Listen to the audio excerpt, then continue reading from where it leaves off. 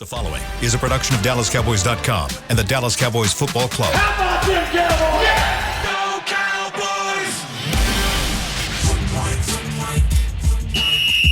Let's go, baby! Are you ready for a break? Yes. Are you ready for a break? Absolutely. Ready for a break? Yeah, and so much for that. It's time for The Break on DallasCowboys.com. We were on a break! With Ambar Garcia, Brian Broaddus, Patrick Walker, and Derek Eagleton. Hey guys, welcome back to another episode of The Break. I'm going to be hosting today's show, but I have Brian and Patrick here in the studio. Derek is out for today, and he'll be back tomorrow. Today we have lots of stuff to talk about. First of all, I wanted to start the show just by giving DeMarcus Lawrence a quick shout out. He got the word, and everybody else did too, that he's been nominated by the team to be Man of the Year nominee this year. Big news, and I mean, to say a guy deserves it. To say that guy deserves it is a huge understatement. As much as he does in and for the community here in Dallas and abroad, and just as great as he is on the field, he is equally, if not more so, off the field. So just a fantastic human being, fantastic leader of men, family man, husband, father. I mean, he gets it done. So congratulations to Tank on being this year's Cowboys nominee for Walter Payton Man of the Year. Looking to go back to back with Dak Prescott being the reigning Walter Payton Man of the Year from 2022. Yeah, very, very big nomination for him. Very well deserving, and such a genuine and selfless soul.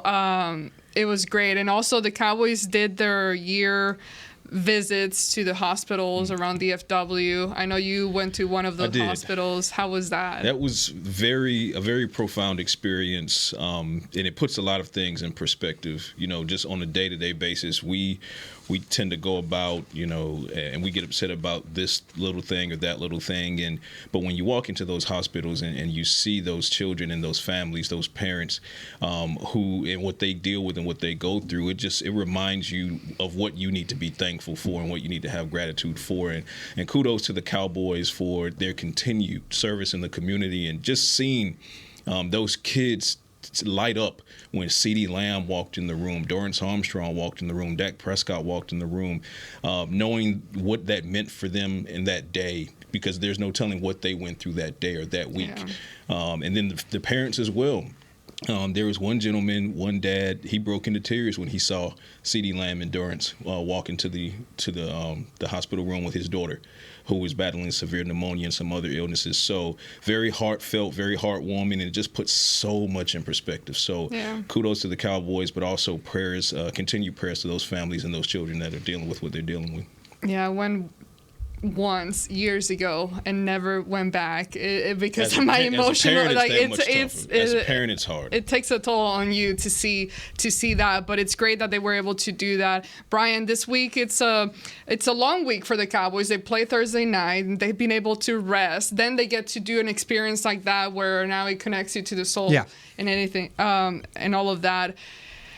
Do you feel that that's positive for the Cowboys heading into the week against the Eagles, the fact that they have time to rest and all that, or does that kind of messes up a little bit of the momentum? No, I think, I'm a believer in momentum, but to me, when you play the number of games that they played, the number of days, and Philadelphia's dealing with a lot of the same thing too. They've had a stretch where they got beat up pretty good.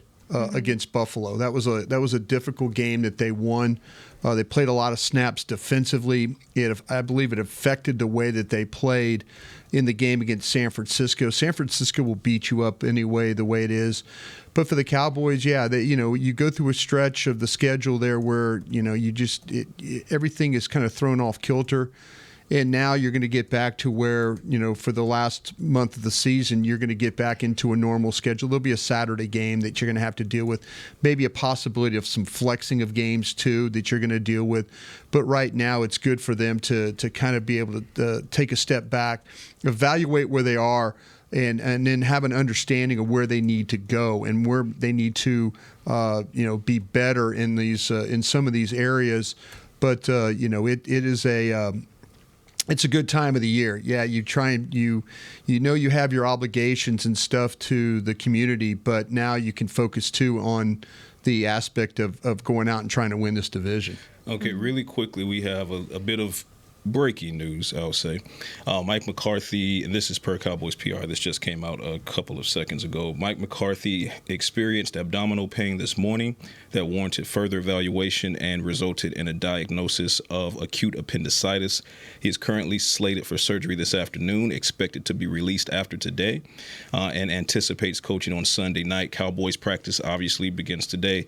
The three coordinators, which will be Bones Faso, Dan Quinn, and Brian Schottenheimer, will run practice today on Wednesday until McCarthy returns. So obviously no press conference for McCarthy, and prayers go out to him, obviously, for a swift and eventless appendix removal here today. So head up, Coach. Look forward to seeing you in a few hours.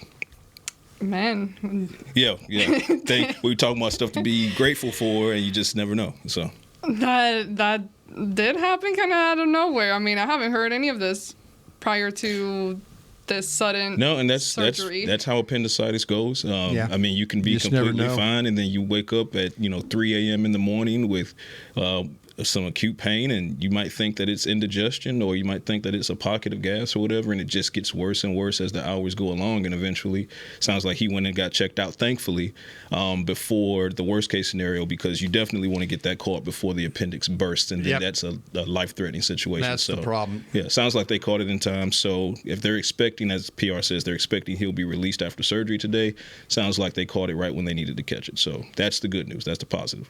Well, I'm not familiar with the recovery of any of that, but is there, even though they said on here that he's anticipated to coach on Sunday night, is there any reason that something may pop up to where maybe he can't be on his feet standing for that long? Or I don't know, that could affect his availability. It'll be a couple days of good long rest, and as long as he takes care of himself for the remainder of the week, he should have a good shot at being on the sideline against the Eagles on Sunday. So barring any setbacks, I could see it realistically being a possibility. Yeah. Well, hopefully everything goes as planned, and his recovery is very, very speedy for this weekend. Let's go ahead and dive into this your scouting report, Brian, on the offense, because it's a very, very long, so I think it's going to take probably most of the show. We're talking about the Eagles offense. Yeah. Obviously, we've already talked about them several weeks ago, but things have changed, and they may have a different look to it a little bit. So I wanted to start talking about some of those changes, initially with the quarterback, and how he's currently looking as far as comparing to last time the Cowboys faced them. Yeah, I think the best way to defend this guy is rush 4. I don't. He's one of these guys that'll hold the ball, and the longer he holds the ball, the more likely he is to make a mistake. And then he'll get frustrated, and then he'll move, and then he'll just throw the ball away. So to me, when you bring pressure on him, he finds ways to escape, and then he finds ways to run, or he'll find ways to find the receiver down the field.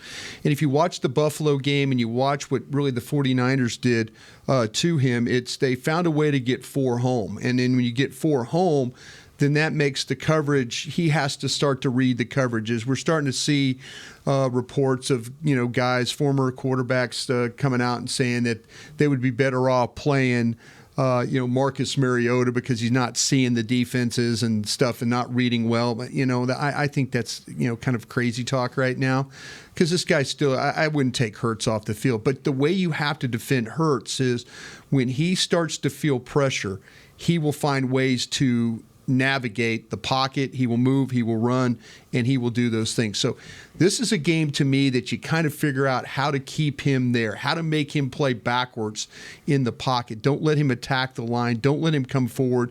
If you can get him throwing off his back foot, that tends to be one of the better things. San Francisco, again, Buffalo were able to do that to him, and it caused him a little bit of some problems in this football game. So you got to force him in some tough decisions, where to run or throw. And then once he does that, because he's not willing to run like he once was. He wants to, if he has to move and get out, he'll find a way to get down. And so, that's something that we can, if the Cowboys, we always talk about, have a spy, have a guy watching him and stuff. I think you're going to need all those guys in coverage, but your 4 guys can handle that. The Cowboys do a great job when it comes to pressure. The problem the Cowboys have occasionally is they'll get out of lanes, because of the rush. It's going to be a big game of handling Hurts on discipline is where you're at right now with this. So I think that to me that that's kind of where you're at right now. Give us a quick reminder on how the Cowboys defensively were able to kind of contain him and play against him last time they played. How well did they do the job there? I think they did pretty well, all things considering. I mean, like we talked about yesterday, you had a situation where A.J. Brown, he was held for, I believe, under 70 yards, and he only had 1 touchdown. Devontae Smith didn't go off. He had 1 touchdown, but the majority of his yardage came on that one deep route to the left with Deron Bland in coverage. So, and that was a perfect throw. It was indefensible. So, for the most part, they did very well, the Cowboys did against Jalen Hurts when they were in Philadelphia, held him to 207 yards and only those 2 touchdowns. But what they want and need to do this time around is they need to turn him over. They need to turn the ball over. Yeah. If they can get that ball turned over from the Eagles, that'll give what right now is a white-hot Cowboys offense, Dak Prescott. Where's he at right now on interceptions? Let's check. He's actually calmed quite a bit. Not quite a bit, but definitely over what he was leading the into. longer the thing when I know the first time that they met that his 5 of his 8 interceptions were with when he was that was early when the first time that they met. He's at 10. Yeah. So the thing with him is though to me you make him hold that ball because he doesn't want to make a mistake. So but sometimes you get him to either unload it or force it.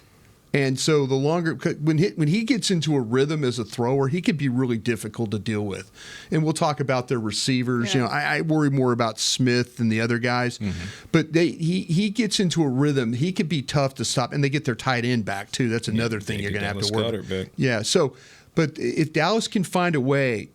I'm not blitzing this guy. I'm just playing 4. I'm rushing. I'm trying to keep him in the pocket, and I'm trying to play. Like I say, make him play backwards and see if he can make, like Patrick's talking about, make him throw the ball into a coverage. And we always talk about clog and cover. Sometimes you see guys rush 3, drop 8.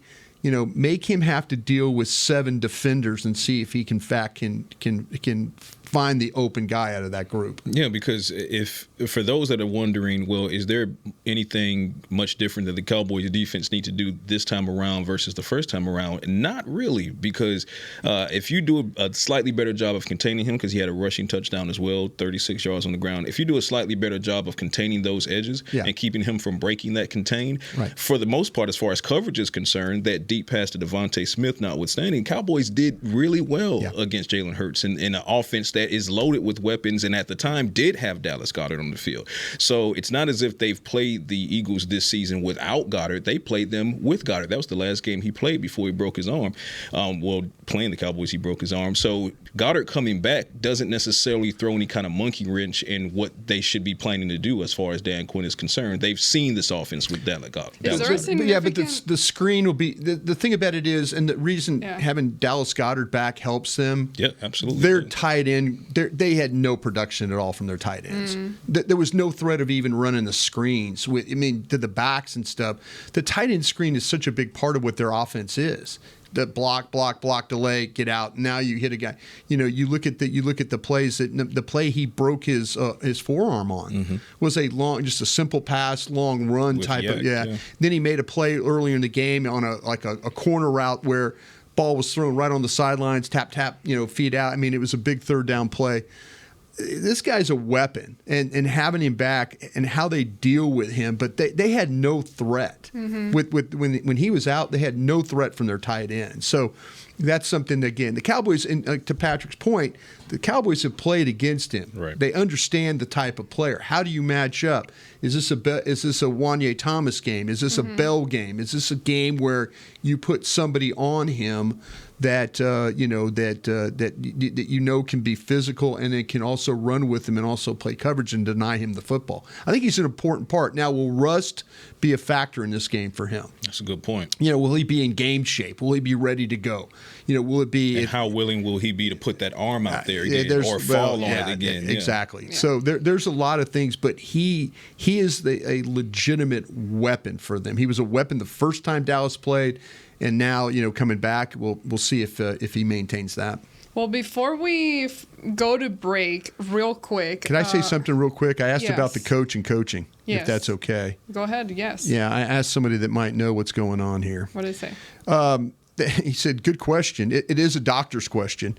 My guy said Dan Campbell came to Oxnard with appendicitis and practiced later that week. So, he said should be able standing on the sideline or in the box. So we'll see. It sounds like, though, that to everybody's point here, that he should be able to go. Yep. But that's going to be a Dr. Cooper, probably a medical staff call that if he can stand out there and coach.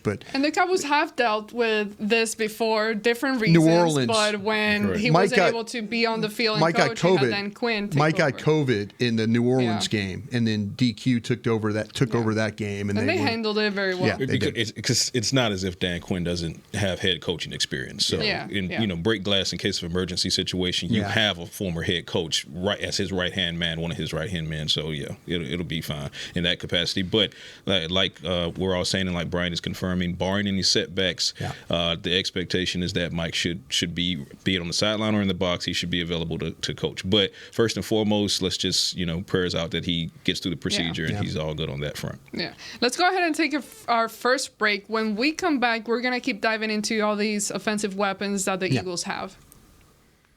Todd thought it would be secure to jog in the cheetah savanna. Todd believed the big cat repellent he bought online was reliable.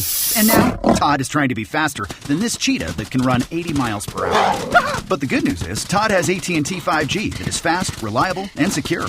And he learned the best thing to do is stop running and toss her the backpack with the beef stew. AT&T 5G. Fast, reliable, secure. It's not complicated. 5G requires compatible plan and device. 5G may not be available in your area. See att.com/5G for you for details. Cowboys fans, after that move, we've just coined the term Rowdy Replay. Let's roll back the tape. Okay, there's our mascot Rowdy cheering on the boys. And now he's on his phone, on his Bank of America mobile banking app? Staying on top of his finances with his virtual financial assistant, Erica. Bank of America's digital tools are so impressive. Cowboys fans just can't stop banking. Learn more at bankofamerica.com/can't-stop-banking. Erica is only available in the English language. You must download the latest version of the mobile banking app, only available on select mobile devices. Message and data rates may apply. Member FDIC. Welcome back into Dear Doctor, the show where I answer life's questions with an ice-cold can of Dr. Pepper. Sheila, let's hear from our next caller, would you? Dear Doctor, my friend supported me during a tough time, but what's the right gift that says, thanks for being a shoulder to cry on? Okay, this one's easy. I say give her a delicious Dr. Pepper. Nothing says, thanks, girl, better than a one-of-a-kind soda. Yes, any Dr. Pepper flavor will do. Now, just a reminder that I don't need to be a real doctor to know that Dr. Pepper is the one you deserve. They say champions are remembered, but legends are never forgotten. United Ag and Turf offers a winning lineup of John Deere equipment built to tackle any challenge on and off the field. Legendary John Deere tractors, combines, residential mowers, commercial mowers, compact construction equipment, Gator utility vehicles, and a full line of golf and sports turf equipment. United Ag and Turf, the official Ag and Turf equipment supplier of the Dallas Cowboys. Visit UnitedAgAndTurf.com to find a location near you. Back to the break. How about this one? Head to AT&T Stadium on Saturday, December 9th to experience Rally Day, presented by SeatGeek. Take a tour of AT&T Stadium, get autographs from Dallas Cowboys cheerleaders and alumni, play games, head outside to the Miller Lighthouse, and even play on the field. And don't forget to get your photo with Santa and Mrs. Claus. Visit AT&TStadium.com/rallydays for tickets and more information. Thank you, Brian. Welcome back to the second segment of the break, presented by blockchain.com. There we go. Before we move into talking about diving into the wide receivers and going into expanding on the tight ends, wanted to ask you guys real quick, the last time they played against them, we were talking about Jalen Hurts dealing with an injury and being a little banged up and kind of hiding that. How is that looking? I mean, are you expecting? Is he still playing the same way though? Oh no, he doesn't want to run. He really he runs out of necessity more than he runs out of making plays or part of design. I don't think he's completely healthy with his knee. The way he runs, it's not. It's like he covers a lot of ground with his stride, but it's not that same explosive. Now you see him on that when they get in those short yardage situations and they push. He's got that power and stuff to kind of still do those things. But as far as just wanting to go and run, I mean, there's a couple of times where San Francisco fetched him, Buffalo fetched him a couple of times as well when he got outside the pocket and he's trying to make something happen. He's like, I don't have the burst to get around here. I don't have the burst to get up the field. And then he just goes to the ground and stuff. So I think he's still dealing with it, probably not to the extent that he was when the first time that these teams met in Week 9. Yeah, I mean, like Brian said, he doesn't want to take any unnecessary contact to that leg whatsoever. So if he can, get a pass out, and he's going to get a pass out. But that being said, if he has to take off and run, he's going to take off and run. He's just going to be smart about when he does it. And when he does it, he's going to make sure he's getting out of bounds as opposed to trying to get that extra, half a yard, 1 yard, because it's risk management for him. He's willing to, settle for a 3rd and 1, knowing what comes next with just the tush push. So you still have to be completely aware of his ability to take off and run, but just keep in the back of your mind that he doesn't want to do that. So if he does take off and run, you get a good tackle on him and you make him think twice about doing that the next time. Well, and that the Cowboys don't forget that at any given time that may be a possibility of him kind of using his leg and trying to get away. Especially if he feels pressure. I mean, if he feels like that or he sees he's gone. That you're out of a lane, then he will immediately go. Gone. Yeah. All right, let's talk about A.J. Brown, Devonta Smith, all those wide receivers. Yeah, this is like the Seattle Challenge was last week. We all understand what the Philadelphia Eagles bring when it comes to their wide receivers. I don't think they have. I don't think the Eagles have the 3 like the Seahawks have, but they got 2 really, really good ones. And we talk about A.J. Brown. But this is one of those games where I think it's going to be really important for Malik Hooker to have his eyes ready to go in this game. Because you're going to get all these routes that are in-breaking routes. You're going to get vertical routes, but the in-breaking routes are the ones that they kill people on. And this is where Hurts, his ability to throw those routes where it's inside. Safety play comes into play here a lot in this when you play the Eagles, because what happens is they give you so many route combinations with tight end, wide receiver, running back with wide receiver out there. So they give you a lot of different looks. So you have to be able to understand, like, okay, ball is going to go. If you get Gainwell out there in as a wide receiver in a bunch formation, it's likely a screen. Eyes got to be ready. Got to see that. There's 14 right there. Go. Get ready for the screen. So there's things that you need to know. You can't get caught in situations. Any one of these Cowboys safeties can't get caught in a situation where they read the play wrong and then they step up and then there's the ball coming behind them. Because they'll do that. The Eagles will try and test you with routes, and then they'll make you they'll take your eyes away from that, and then they'll put a route behind that in order to take advantage of that. So really, really important. If the Cowboys do well on defense, the 4-man rush, the 4-man pressure, but the safety play is going to have to be really, really good in this game because they're going to have to be able to help these corners. The guy, I think Smith scares me more than Brown. And I know Brown can get down the field. He's a big body and he run after catch.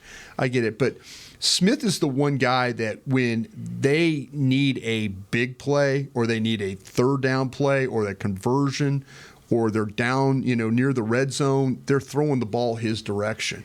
So however you match up against Devonta Smith, you got to make sure that he's taken care of. And again, that goes to the safeties with Hooker and Wilson and whoever's playing on the back end. Curse is likely going to be down in the box. Bell involved. However you're going to play this thing, you got to make sure that you guys, if they're bracket coverage, if they're double covering guys, if they're picking up guys, that they don't lose track of where these Philadelphia receivers are. And a big note is when these receivers get the ball in their hand, tackle, wrap up, tackle. That passing offense in Philadelphia has just over 3,000 passing yards on the season.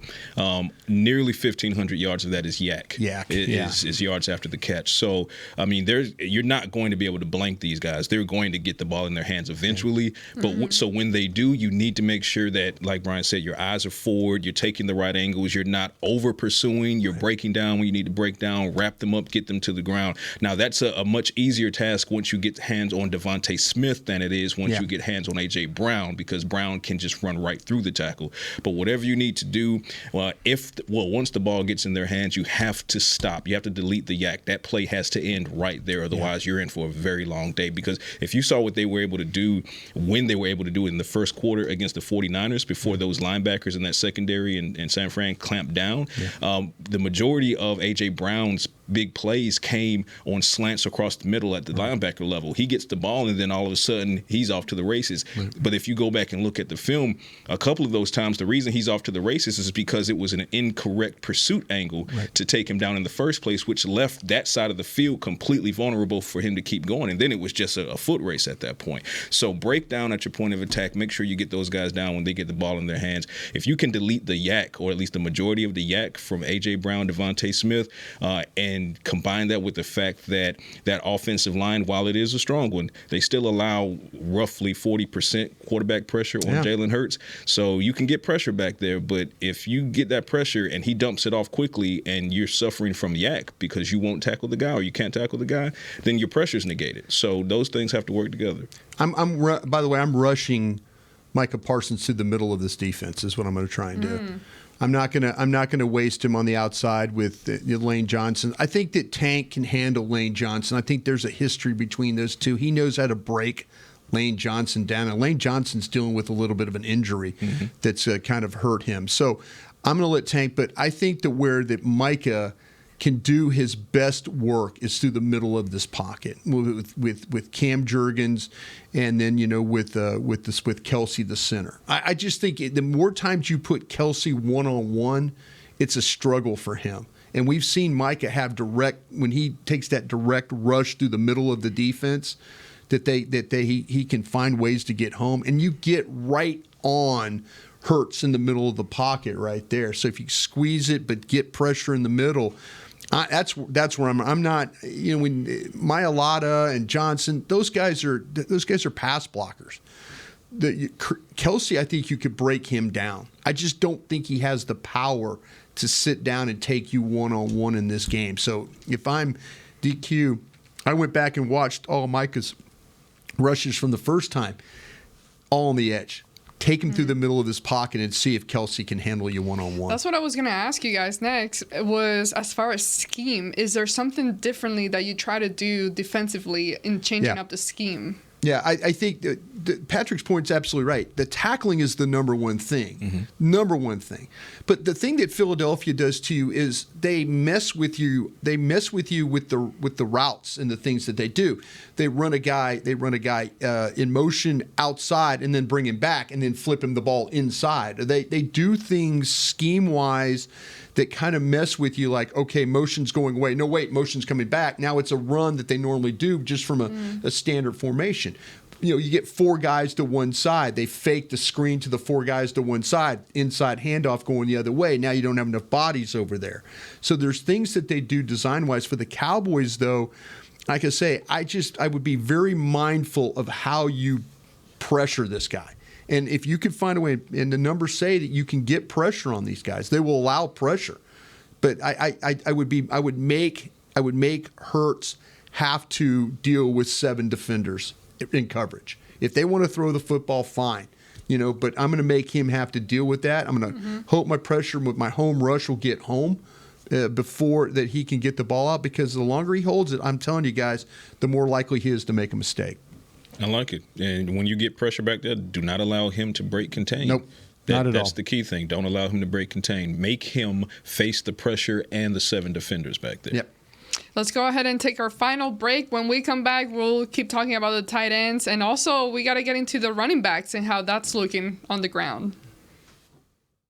Todd thought it would be secure to jog in the cheetah savanna. Todd believed the big cat repellent he bought online was reliable. And now, Todd is trying to be faster than this cheetah that can run 80 miles per hour. But the good news is, Todd has AT&T 5G that is fast, reliable, and secure. And he learned the best thing to do is stop running and toss her the backpack with the beef stew. AT&T 5G. Fast, reliable, secure. It's not complicated.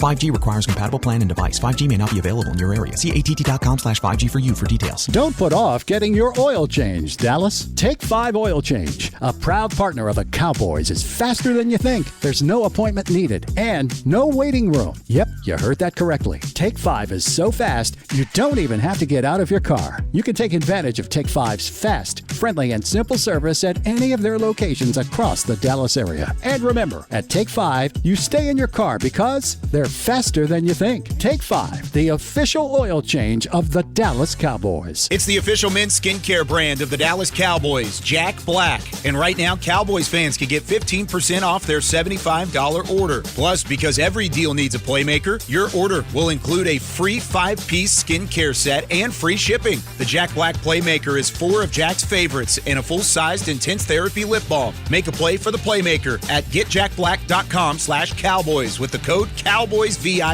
That's getjackblack.com/Cowboys with the code CowboysVIP. They say champions are remembered, but legends are never forgotten. United Ag and Turf offers a winning lineup of John Deere equipment built to tackle any challenge on and off the field. Legendary John Deere tractors, combines, residential mowers, commercial mowers, compact construction equipment, Gator utility vehicles, and a full line of golf and sports turf equipment. United Ag and Turf, the official Ag and Turf equipment supplier of the Dallas Cowboys. Visit UnitedAgAndTurf.com to find a location near you.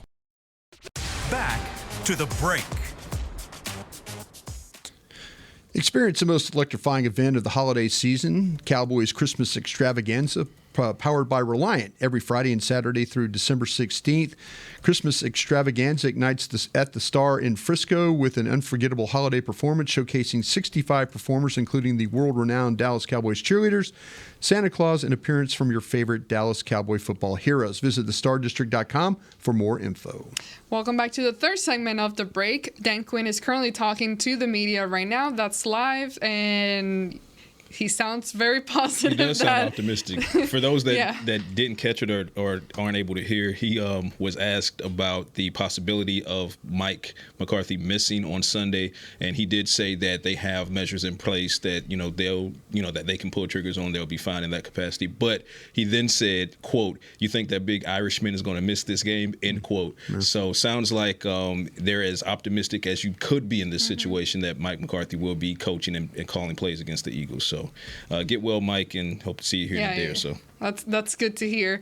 Okay, so last segment, let's finish up with the tight ends. You guys talked about Goddard already, but there's also another guy that has been there, Jack Stoll, Brian. Not a factor. I mean, they've struggled. Their offense has struggled a little bit without Dallas Goedert in the lineup, and so will he have rust? You know, he's missed several games. Will he have game shape? Will he be able to go? Will he be able to hold up? You know, how is his arm? I'm sure he's getting work in practice. They're trying to probably work with him, you know, blocking sleds. Maybe they get some practice squad guys and, you know, kind of test and see where they're at. But his conditioning could be a factor in this game. He's a damn good player. There's just no doubt about it. He's a pain in the ass to deal with, because what he does is it's that sneaky way of playing football. It's the screens, it's the underneath stuff, it's the drags, it's the flat routes, it's the red zone stuff. I mean, there's just a lot to his game and how they use him. And they missed him. They missed him on third downs.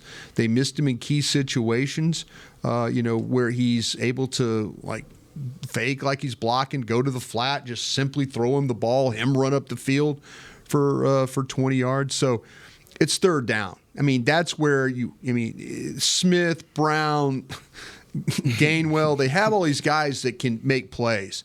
But he's the one guy that I do worry about on third down when it comes to, because it's a simple pass to him. Yeah. It's a really simple pass to him. And that's something they didn't have before. They didn't have to face it this last time. Yeah. So that's an added element that they'll have to deal with. Now, as far as the running backs, Swift. He wasn't a guy that was a big factor last time they've played, but has he improved? Has the running game changed a little bit? His actually against Kansas City and Buffalo, he had 81 yards and I think 75 or something the second. So those were the two games. Yeah, he was not good against Dallas. You go back and watch him play in the game. Dallas did a good job up front of attacking and getting off blocks, kind of making him. Now, the thing that he will do, he's normally a downhill kind of a runner, but in these other games, he's been trying to bounce the ball to the outside. He's had some success of trying to get inside, and then, it's not working, I'm going to bounce it to the edge. Dallas did a good job when he tried to bounce the ball before of tackling. Kearse made a great open field tackle on him. Tackling. Yeah, so again, it's the tackling aspect of things. But I feel like, though, that Dallas will have a plan for him, for how to handle him. Now, it's a physical back. I mean, that's something. He's just going to kind of come running at you downhill, but keep in mind of if things get clogged up inside, he's going to bounce. You've got to be ready to get over and not let him get to the outside. Now, on the other side of that, Gainwell he's a receiver. I mean, he's a receiver. He can run the ball. But when they throw him the ball, that's his thing. Outside, they put him outside, throw him the ball. There's the screen. There he goes. He's much better at catching the ball than I think Swift is. So they use him more in those third down situations and stuff like that because he lines up all over the defense. I mean, he in the formation, out wide, inside, at the running back spot and all that. They try and get him the football in those situations on third down because he's really, really good at catching the ball. It's really rinse and repeat when it comes to what the Cowboys were able to do against DeAndre Swift. So, less than 45 yards rushing with no touchdowns?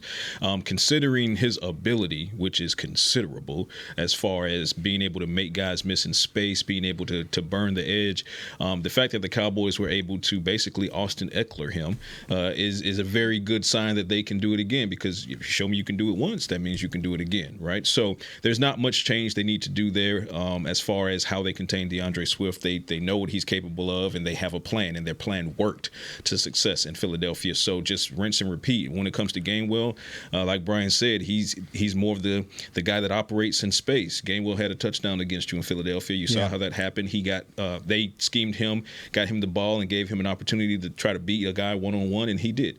He got into the end zone. So goes to tackling as well. Like once the guys, he's one of the key guys as far as his skill set is so receiver-esh that once he gets the ball in his hands, you have to make sure that you take him down, because his yak is different than what a DeAndre Swift's yak might be. Gainwell's yak could be a home run yak, right? Well, Swift, I mean, he might turn a 3-yard play, presumably 3-yard play, into maybe a 9 or 10-yard play, but that same play in Gainwell's hands, that could be 15, 20 plus. How concerned are you about those screen passes that Brian was talking about and the Cowboys being I'm not going to say always, but recently that's been a thorn in their ass. As far as trying to defend that screen play. And the Philadelphia Eagles know that, and they run it very well, especially when Dallas Goedert is on the field and he's back on the field.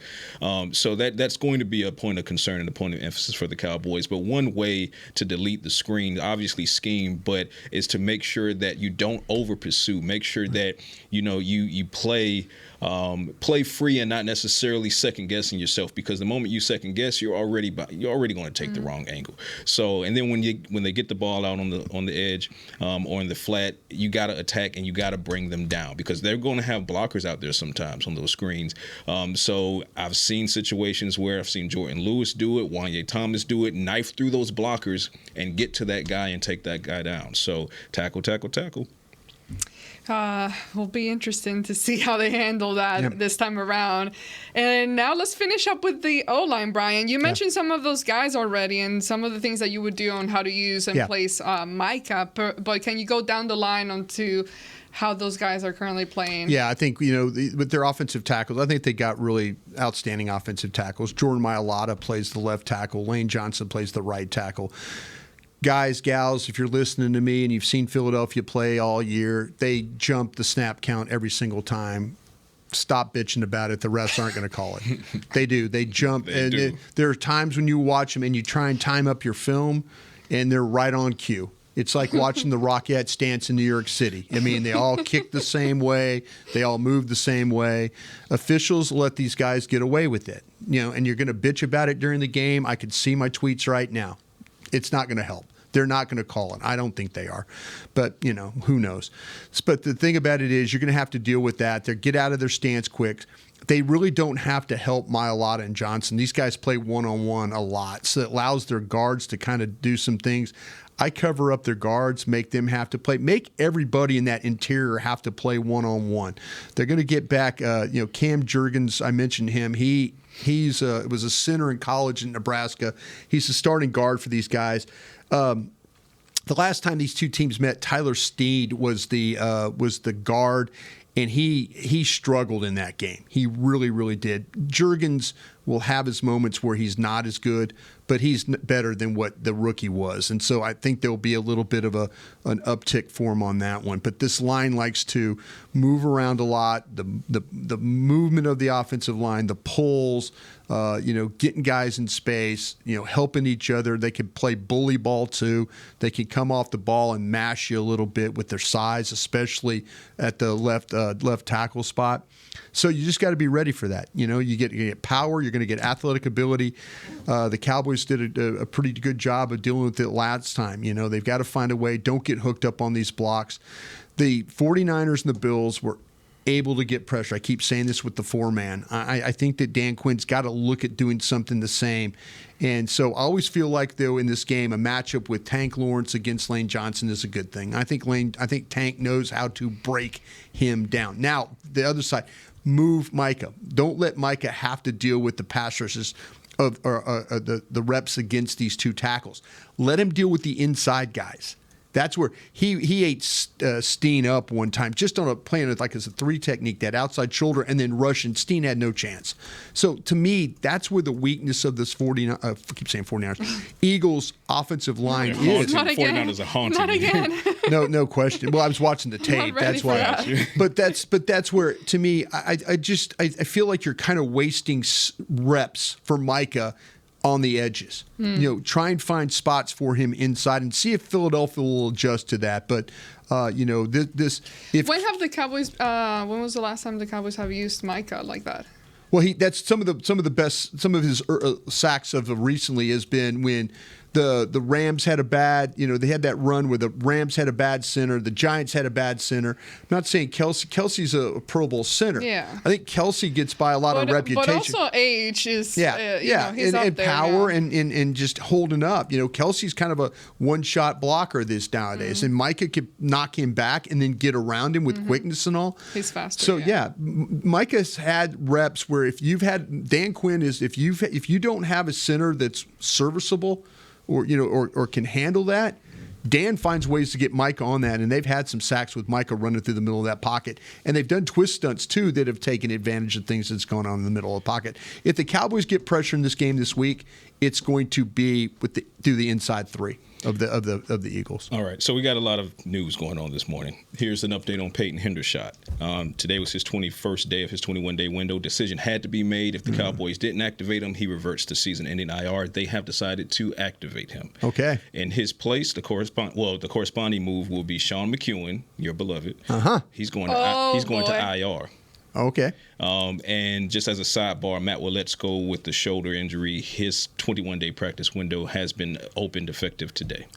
So some possible depth coming for the O-line, but swap out Sean McEwen and Peyton Hendershot is back on the. They say what's wrong with my gum?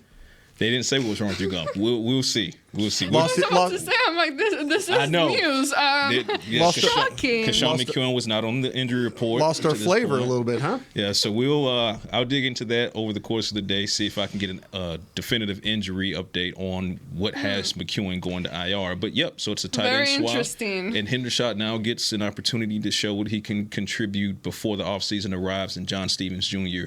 Returns from that torn ACL, which will make for one hell of a camp battle. Yeah. I'm a little scared. Because, again, we talked about prior to the injury, kind of how Hendershot had looked, which wasn't good. He didn't have a really good training camp. And it's just, prior to him getting hurt, it wasn't good already. Even though he had, I thought, a really nice last year. But then for some reason, maybe maybe them drafting Schoonmaker or whatever mess with his head mentally or something. I don't know. That's just me saying, trying to find some reasoning for it. So it is concern, or I don't know. I wish him well. I like the guy, and I was a big fan last year, but it does concern me to. I'm curious to see how that would look and translate once he's on the field. Here's the bottom line for Hendershot. He flashed in solid ways as a rookie, definitely to the point where it made you think the Cowboys had a nice tandem set up between Ferguson and Hendershot. They went and make the move to use a second-round pick on Schoonmaker. I can't speak for another man's mentality, but it does appear that in training camp following that move, it wasn't the same Hendershot as the one who was walking around in Oxnard in 2022. And then he did have some struggles before he got injured and went on IR. So is the talent there? Absolutely. Can he impact the game? Absolutely he can. He just needs to come back and, number one, try to knock the rust off as quickly as possible, because we're in December now. There's no time to waste, and he needs to have a really good showing, because if John Stevens Jr. picks up where he left off, then that's going to be the head-to-head battle, because Schoonmaker's not going anywhere but up. Hopefully, Jake Ferguson is definitive TE1 right now. So the battle behind those two, it's on and popping. Well, Ryan got the smirk, like I was right. Look at that. Wasn't right. I just, like I said, I'm years of experience. You know one thing or two around here, Ryan. I'm trying. I like this, though, because we talked about it. I wanted to see Hendershot activated. I need to see what he can do for the Cowboys. I agree. Before John Stevens comes totally back. agree. Like, need to see it. Totally agree. Yes. I know what McEwen is. I'm sorry. That's just me. I know what that is. I know what he is as a player. And, hey, I'm doing radio and they're scouting players. Yeah. But, just my 2 cents, what I saw. I mean, well, they seem I'm to sorry he's be going right on IR. board. I'm sorry he's going on IR because evidently something's wrong with him. But I'm looking forward to seeing Peyton Hendershot. I think Peyton Hendershot is capable of making more plays than Sean McEwen. And for those, just kind of a housekeeping note, him being on IR means he's excluded for the next 4 games. Right. But barring me getting information that it's a season ending, then it's something that they could revisit 4 weeks from now. Yeah. So until somebody else has there you go. Issue. So starts getting stepped on gum, and then all of a sudden he's sticking on the ground. Can't get away from that gum. Man. All right. Well, thank you so much for everything, guys, and for that scouting report. We'll be back tomorrow here on the break. Derek should be back hosting. Yay. And Philadelphia defense. No, it's good. I'm glad he's gonna be back. I'm glad he's gonna be back. I am not throwing shade for once. Strays. So, anyways, we'll be back tomorrow. Thank you so much to everyone who tuned in live and watched later. This is Cowboys Break on DallasCowboys.com radio. This has been a production of DallasCowboys.com and the Dallas Cowboys Football Club. How about this, Cowboys?